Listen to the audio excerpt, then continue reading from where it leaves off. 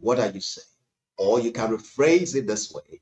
Why are your words so important? Why are they so important? Now, I believe you already know that words reveal our hearts. Bible said, out of the abundance of the heart, the mouth speaketh.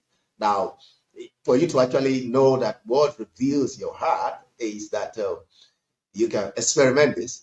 You can say, I am happy, I'm happy, I'm happy, I'm happy, I'm happy. The more you say that, the happier you become. And if you flip it the opposite way and you say, I'm sad or I'm angry, I'm angry, I'm angry, the more you say, the angrier you become. You see, words are actually seeds of life. That is what the Bible is trying to tell us all along, that our words carry seeds. Our words give birth to life. Now, it might not give birth to life within you, but it's going to give birth to life in another person.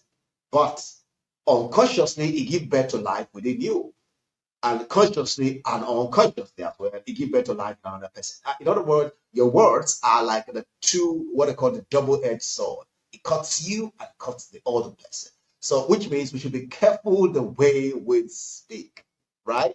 It's because our words are so effective that our word cuts through different stuff. The part of the Bible that I love, which is Luke 21, verse 15, Jesus said, I will give you a mouth and a wisdom that your enemy cannot resist nor gainsay.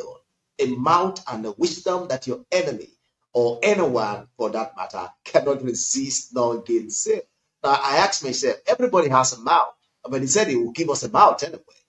That means he will give us a speech, he will give us an utterance, he will give us words, what to say, and a wisdom.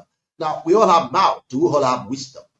Now, could it be the reason why some people will, because they know they have mouth, they have the words that carry power? They will say, I've laid a curse on you. Now, if we have wisdom to that, are we going to lay a curse or a blessing?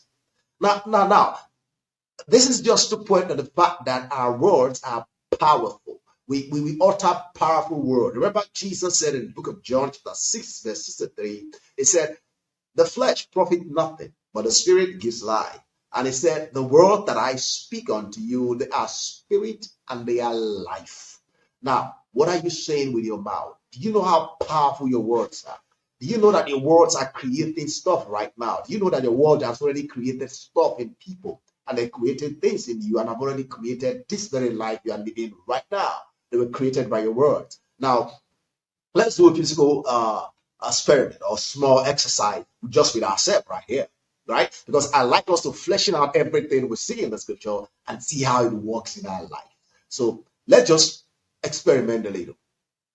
Now, for you to know that your word is life, just stare at a mirror and say, the big black dog.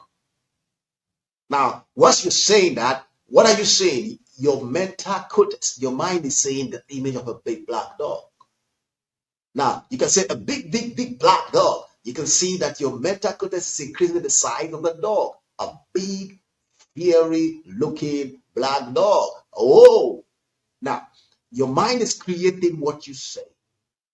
That is the power of your words. So if your mind create what you say instantly in you, and also create an image for someone that hears you, what makes you think that your word has not created a demon already that exists out there? Or an angel that is working on your behalf, or spirit, a good one, a good spirit that is working on your behalf. Jesus said, don't forget, John 6:63. The word that I speak, they are spirit and they are life. That means his own word, a spiritual word that creates life. And don't you forget Proverbs 18:21 that said that death and life are in the power of the tongue. Whichever one you love, you are going to eat. He said, they that love it, eat the fruit thereof. So if your word produces death, that's the fruit you're going to eat. If your word produces life, that's the fruit you're going to eat. But unfortunately, it doesn't just create death or life in us that speaks the word, that utter the word. It also creates it in others. Now, let me pick an example for you, a very life example that happened to every one of us. For example, a sister that is your friend walk up to you and say, I want to marry that guy, or I want to marry that girl, whichever one. And you have had speculation about that guy in the past. Speculations. You are not sure of it. Maybe your sister's boyfriend heard from wherever that this guy cheated on someone. You are not sure, but you heard. Now, here comes a sister. Somebody will come to you and say, I want to buy that guy. And you say, oh, marry that guy? Have you not heard about Bobby? Bobby is a womanizer. Now, you were not sure, but you just said it to her. And the sister discarded it and said, well, I know him, he's not a womanizer. But you know what you just done? Just by uttering that word, you sow a seed in that sister's life. A seed that she's going to watch out for. She has heard from you, you are the trusted friend, and you said, Bobby is a womanizer. And she defied your words, went ahead to marry Bobby, but every single time she's looking over her shoulder, thinking that Bobby is going to cheat on me. Why? Because somebody said Bobby is a womanizer, and the person is not even sure. Now, the day you utter that word that Bobby is a womanizer, you send out a demon, or you send out a devilish spirit that is going to torment your best friend for the rest of her life. And she might even break up that marriage just because of what you said. And you were not even sure. Someone else sowed a seed of what they call rumor somewhere, and you picked it up. It matured in your heart. You sow it. That means a spirit was planted, a very bad one, and the spirit keep growing and growing until one day the spirit is going to conquer that young sister and said, he cheats on you. Get out of that marriage. Someone sowed that seed. You were used, but you didn't even know you were used. Now, that is just an example. There are several examples like that that point to the fact that our words are powerful. Now, another example, just imagine a father said to the son who is having a headache, and the father said to the son, he said, no, that is not even an headache. You are growing up. You're going to be stronger. That headache is going to make you stronger, make you a big boy. Now, the little boy got that into his subconscious. My daddy said this headache make me stronger. Do you know that 50 years from that day, if he has headache, he will say, make me stronger? Because somebody issued a sentence into that child. Just imagine what your daddy said to you. Daddy said you are no good.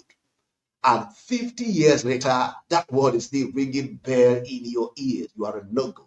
Just imagine if the daddy had said you can achieve whatever you put your mind to do. Press on because there is a result ahead of you. That will echo too. You see, the word that we speak echoes in eternity.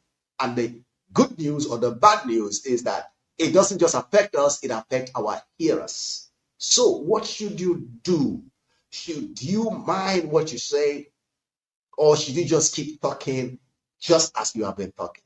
Now, do you know how powerful your words are even to your environment? You look at your environment and you say nothing good can come out of here. You remember that was said in the Bible about Nathanael? Now, even about Jesus, that nothing good to come out of Nazareth. Now, do you know how impactful that word is going to be? Someone is hearing you and the person has concluded. In fact, you have concluded nothing good is going to come out of here. Can you imagine you look at Nigeria, say Nigeria is a poultry or it's a zoo? Look at your country and you speak those negative things and you later try to strive in a poultry or in a zoo. Can you imagine that? You've sown a seed and now you want to thrive in that place. Now, your word will give life or your word will give death. You need to choose which one you are going to do. The word of God said, choose this year, this day, who you will serve. You have to choose. When God gave us instruction in Deuteronomy chapter 30, verse 19, he said, choose. Because he said, I place before you life and death. And he said, choose.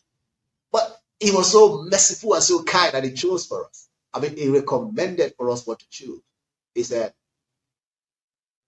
choose life that you may live, you and your generation to come, you and your entire household.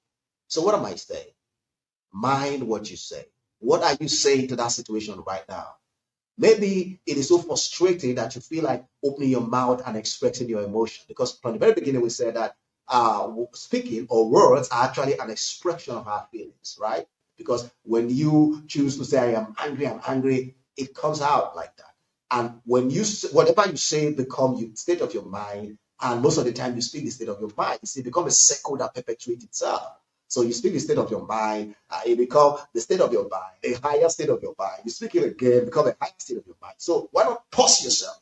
Instead of you to be angry and say, trash, pause and say the opposite. Because whichever one you say, start a new line of thoughts. So what are you saying? That is a question. What are you saying? If I were you, I'll come to the comment section and I will say a lot of things good about myself.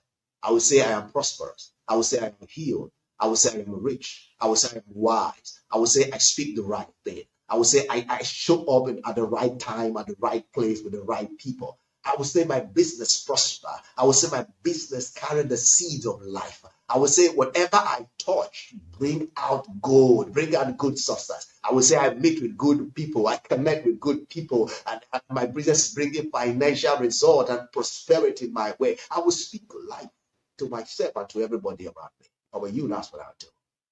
Thank you so much, guys. I want to see you in the comment section. And see you again next week where we look at the Bible and look at what works and what should work in our life. Thank you.